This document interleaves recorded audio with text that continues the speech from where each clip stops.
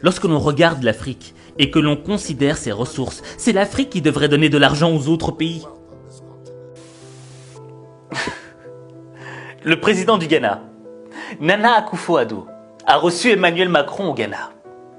Et là, il lui a délivré un discours qui n'a pas juste laissé Emmanuel Macron sans voix, mais qui lui a mis une claque intellectuelle.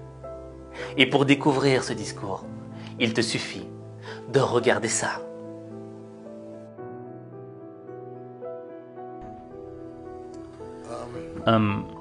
J'espère que le commentaire que je m'apprête à faire au sujet de ce problème ne va offenser personne dans cette salle. Nous ne pouvons plus continuer à mener dans nos pays, dans nos régions, dans notre continent, une politique sur la base de l'aide de l'Occident, de l'Europe, de l'Union européenne ou encore de la France. Cela n'a pas marché, ça ne marche pas et ça ne marchera pas. Il est de notre responsabilité de trouver des moyens pour développer nos nations par nous-mêmes.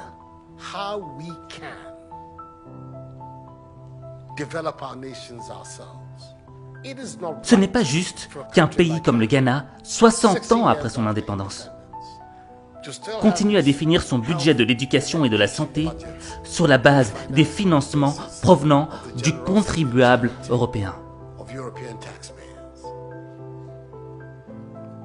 Au stade où nous sommes, nous devrions être capables de financer nous-mêmes nos besoins de base.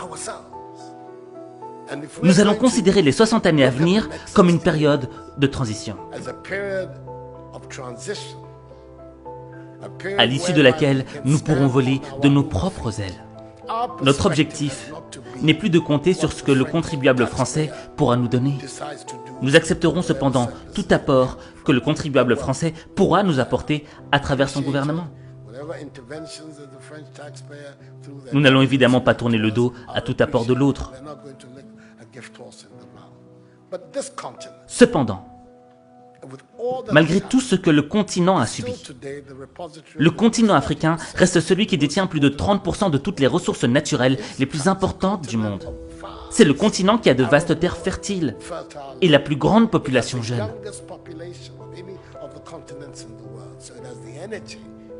Ce qui constitue une énergie et un dynamisme dont ce continent a besoin.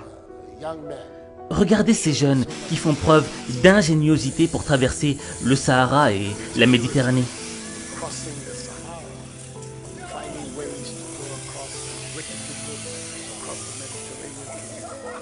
Nous avons besoin de cette énergie et de cette ingéniosité sur notre continent. Et cette énergie-là, nous l'aurons ici, sur notre continent, si nous implémentons des systèmes politiques qui montrent à ces jeunes qu'ils sont l'espoir et qu'il y a des opportunités ici en Afrique. Quand il descend les rues de Bafoussam, au Cameroun, Cédric ne passe jamais inaperçu au volant de son petit pick-up bleu. Les passants sont surpris par la qualité et la finition de la voiture, fabriquée avec des pièces récupérées. Je suis assis confortablement, une voiture de 2 places, et ça, tous les accessoires. Je suis même surpris d'arriver dedans, je constate que le tableau de bord fonctionne, comme toutes les voitures, donc vraiment, c'est un génie. Mais avant d'être un génie, Cédric est surtout très débrouillard. Après avoir quitté l'école en CM2, il apprend la mécanique dans l'atelier de son oncle et s'amuse à fabriquer des modèles de voitures en bambou. Un jeu d'enfance qui va devenir une passion. Cédric a investi 3 800 € dans cette création. Les phénomènes de migration ne sont pas nouveaux. C'est aussi vieux que l'humanité.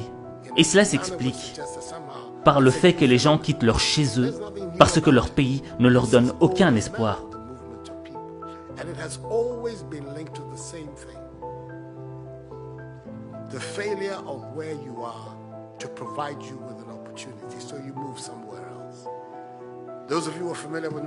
Ceux d'entre vous qui connaissent l'histoire de l'Europe savent que les grandes vagues d'immigration en Europe au XIXe siècle partaient d'Italie et d'Irlande.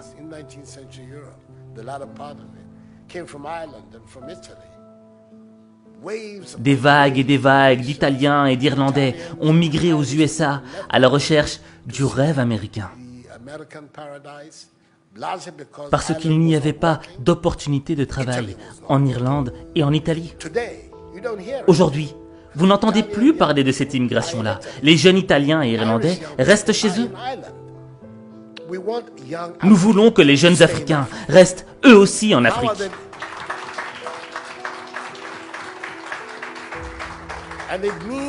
Pour cela, nous devons refuser cet état d'esprit d'assister.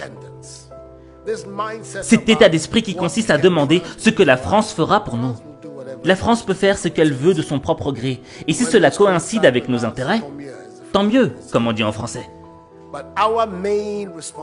Mais notre principale responsabilité en tant que leader et en tant que citoyen, c'est de développer nos propres pays, de mettre sur pied des systèmes de gouvernance qui nous permettront d'avoir des leaders responsables de leurs actes et qui utilisent les moyens mis à leur disposition pour le bien du peuple et non pas pour leur propre intérêt. Notre préoccupation devrait consister à nous demander ce que nous devons faire pour éviter que l'Afrique ne continue à mendier de l'aide et à demander de l'aumône dans ce 21e siècle.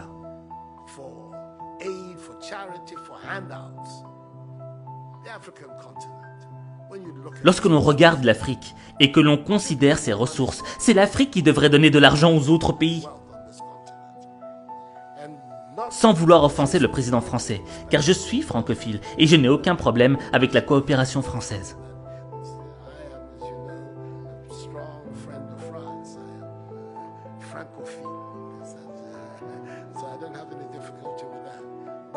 Mais notre défi majeur, notre part de responsabilité, devrait être de créer les conditions nécessaires afin que nos jeunes cessent de braver tous ces dangers pour aller en Europe.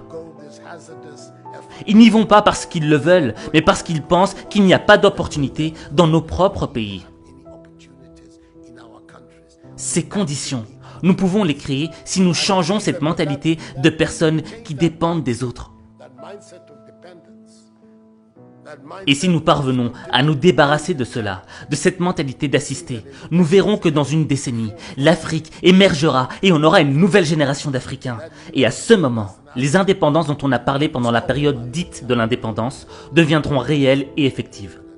J'espère qu'en disant cela, je n'offense personne dans l'assistance. Ceci est ce à quoi je crois fermement. C'est pourquoi le slogan de mon mandat est « Nous voulons construire le Ghana sans recours aux aides ». Un Ghana qui est indépendant, un Ghana qui se suffit, un Ghana qui vole de ses propres ailes.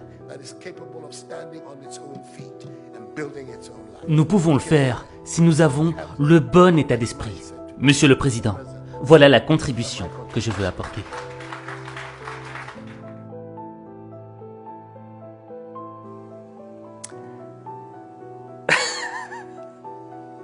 Ce président est trop fort.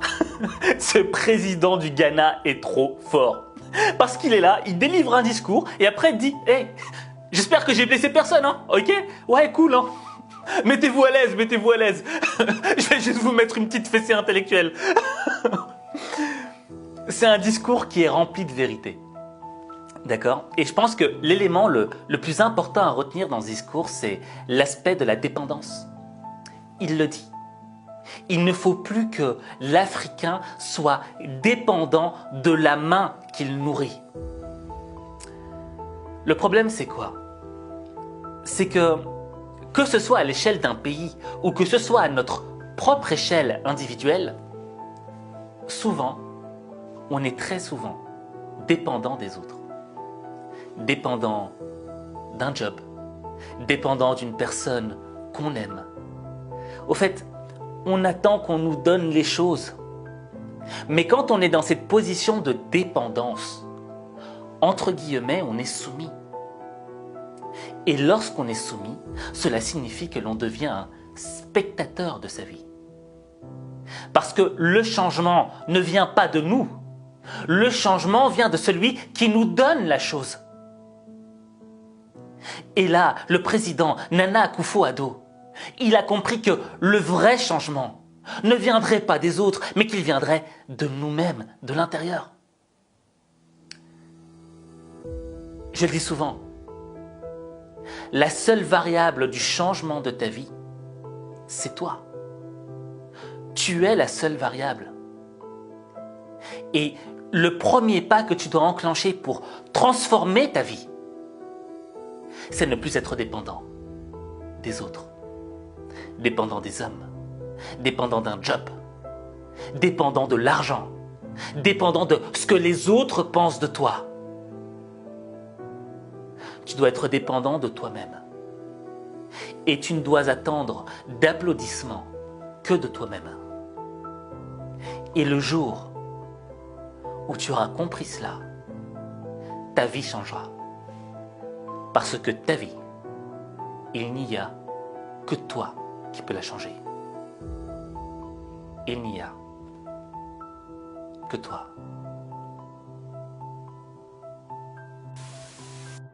Alors, j'ai une question à te poser, d'accord? Ok, ce président ghanéen, il est trop fort. Mais est-ce qu'il n'y a pas un autre président qui t'a inspiré aussi?